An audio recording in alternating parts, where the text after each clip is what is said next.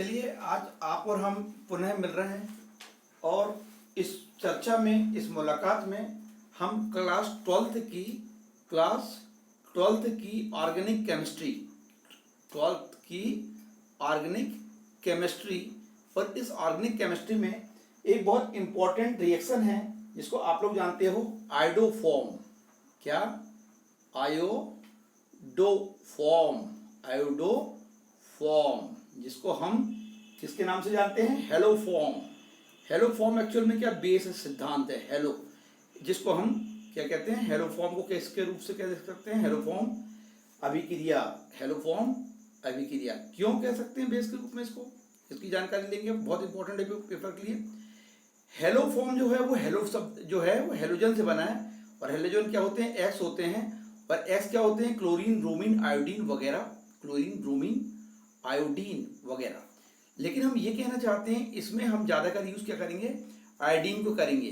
तो आपको याद रखना है कि ये जो क्लोरीन, ब्रोमीन, आयोडीन जो होगी, जिस फॉर्म पे हम बात करते हैं गैस के फॉर्म पे हैं, तो ये हम इसकी रिएक्शन को यहाँ पर आपके सामने बताएंगे। अब देखिएगा आपके सामने जो आ रहा है, ये बहुत इंपॉर्टेंट बात है जो मैंने आपसे बताया कि ट्वेल्थ के बारे में हम ऑर्गेनिक केमिस्ट्री के बारे में आज हम बात कर रहे हैं। ऑर्गेनिक केमिस्ट्री में आयोडोफॉर्म, जिसको हेलोफॉर्म अभिक्रिया भी कहते हैं, इसकी जानकारी लेंगे। होता क्या है? एसिटैल्डिहाइड या मेथिल कीटोन को क्या बोल देते हैं? जब हम कहते हैं एसिटैल्डिहाइड, ठीक है, एसिटैल्डिहाइड या मेथिल कीटोन को क्या दिमाग में रखना है?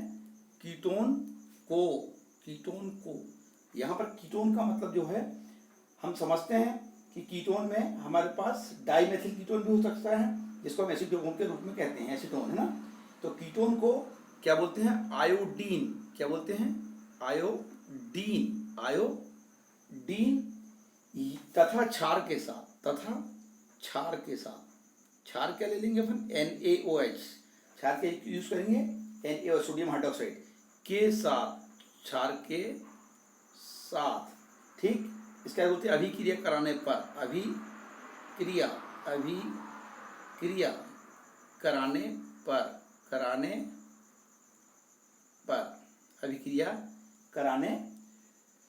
पर पीले रंग का आयोडोफॉर्म प्राप्त होता है। ये चीज ध्यान रखने की है कि पीले रंग का होता है, पीले रंग का आयोडोफॉर्म, पीले रंग का आयोडोफॉर्म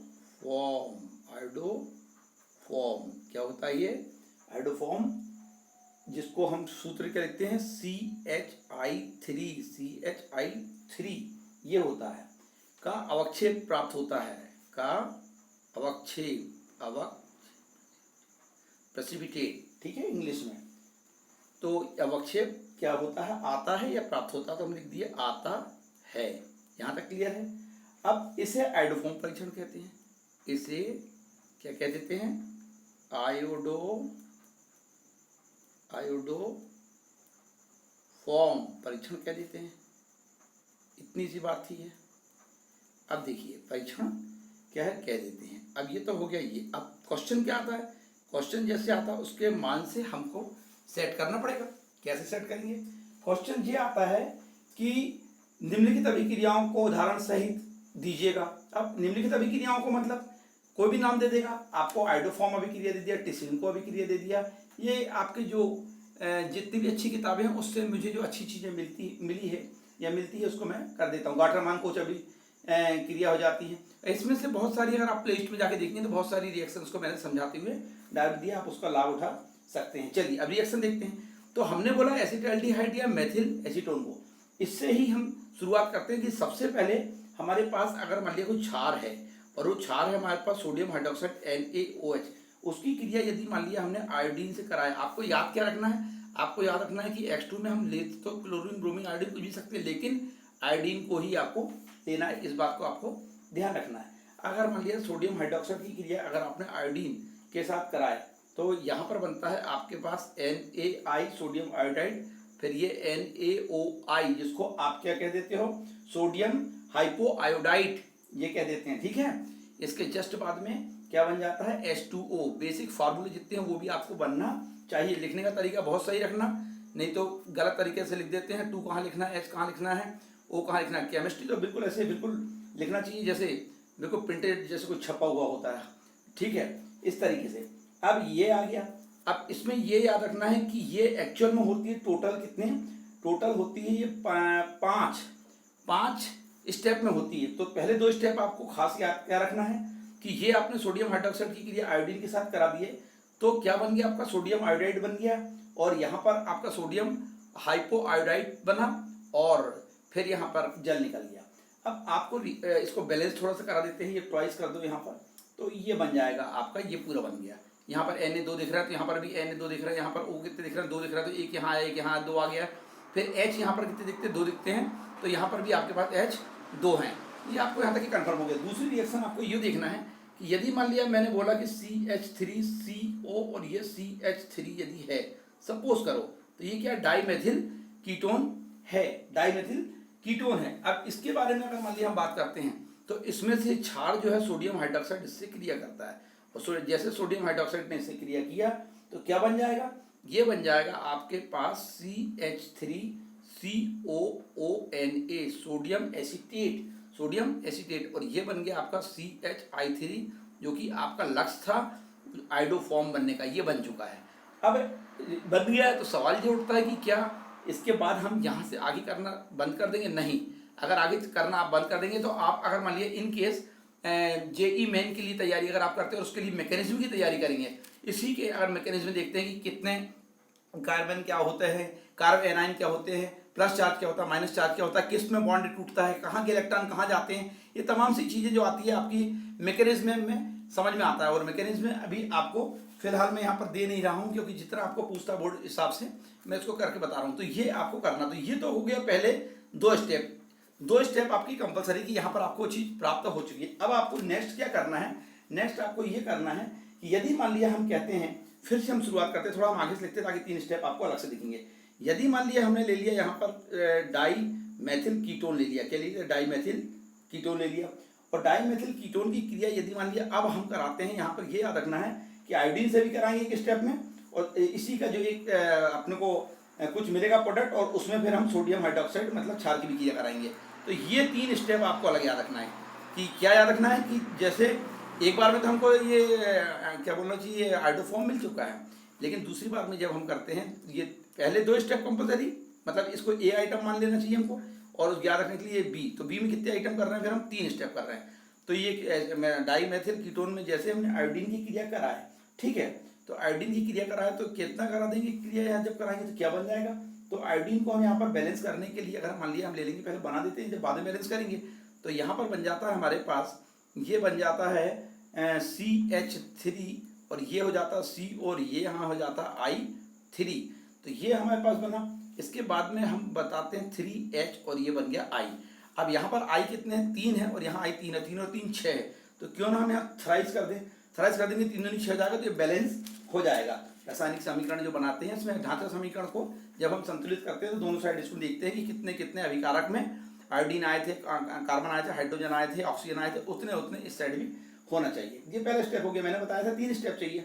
अब इसके बाद में इसमें जो बना है, क्या बना है आपके पास यहाँ पर बना है कि CH3 और ये था आपका CO, और यहाँ से था आपका I3, ये आपका दूसरा स्टेप ले रहे हैं अपन I3। इसमें हमने फिर इसकी क्रिया करा दिए हैं, इसकी हमने क्रिया करा दिया सोडियम हाइड्रोक्साइड। मैंने वही बताया था कि 2 चीज़ ध्यान रखें, एक तो आयोडीन और एक सोडियम हाइड्रोक्साइड, जिसको लेके आपने स्टार्ट किया था। तो पहले 2 स्टेप में भी आपको क्या मिल गया था, CHI3, लेकिन जब हमने बोले कि इसके बाद में हम फिर क्या ले रहे हैं, डाईमेथिल कीटोन की क्रिया आयोडीन के साथ कराए, तो ये क्या बन गया, CH3COI3 बना, और इसके साथ फिर हम एक बार सोडियम हाइड्रोक्साइड ले लेंगे। याद रखेंगे आयोडीन लिए, देन सेकंड स्टेप में क्या ले रहे हैं, सोडियम हाइड्रोक्साइड ले रहे हैं। तो सोडियम हाइड्रोक्साइड की जब क्रिया कराते हैं आप, तो आपके पास क्या बन जाता है, आपको बिल्कुल इजी हो जाता है, ये हो जाता है CHI3, ये बन गया जो आपका मकसद था। और इसके बाद में आपके पास क्या बच गया, यहाँ से CH3, और फिर बनता है COONA, सोडियम एसीटेट। अब देखिएगा क्या होता है कि जब यहाँ पर आपने सोडियम हाइड्रोक्साइड की क्रिया कराया, तो आपको ये चीज़ यहीं से एक और याद रखना है कि सोडियम हाइड्रोक्साइड यदि मान लिया हम लेते हैं और ऊपर का कोई ऐसा कुछ बचा था, कुछ प्रोडक्ट वगैरह कुछ ऐसा यहाँ पर बचा था जिसको हम लेके यहाँ पर क्रिया करा सकते हैं, तो आप बोलेंगे हाँ यहाँ पर कुछ चीज़ हमारे पास बची थी। क्या बची थी? अगर आप बारीकी से देखेंगे तो अपने पास बचा था 3HI। तो इसकी क्रिया यदि मान लिया हम यहाँ पर करा देते हैं 3HI जो बचा हुआ था, तो चूंकि यहाँ 3 तो यहाँ पर भी क्या ले लेंगे? 3 ले लेंगे। इस तरीके से यदि मान लिया हम आगे देखें तो ये क्रिया हमको जो फाइंड होना वो तो मिल चुका है, लेकिन रिएक्शन चलते रहती है कि कहाँ तक चलती है वो हमको ध्यान रखना पड़ता है। तो 3Na और ये बन गया हमारा I। तो आयोडीन हमारे पास 3 है तो यहाँ 3 आ चुका है। इसके बाद में हमारे पास जल कितने जल बनेगा? देखिएगा यहाँ हाइड्रोजन कितने 3 है और यहाँ 3 है, 3 और 3 6, तो इसको मैं 3H2 तो ये लिख दिया, तो 3 दूनी 6 हो गया। अब ऑक्सीजन 3 है तो यहाँ पर O कर दिया, तो ऑक्सीजन भी कितना हो गया? 3 हो गया। अब ये आपके पास आ गया ये 3 स्टेप की ये रिएक्शन। इन तीनों स्टेपों में आपको ये स्टेप में ये याद रखना है कि यदि मान लिया इसकी टोटल रिएक्शन हम निकाले तो कैसे निकालेंगे, जिसको कहते हैं टोटल अभिक्रिया रिएक्शन है, संपूर्ण अभिक्रिया है। तो संपूर्ण टोटल रिएक्शन क्या बनती है यहाँ पर?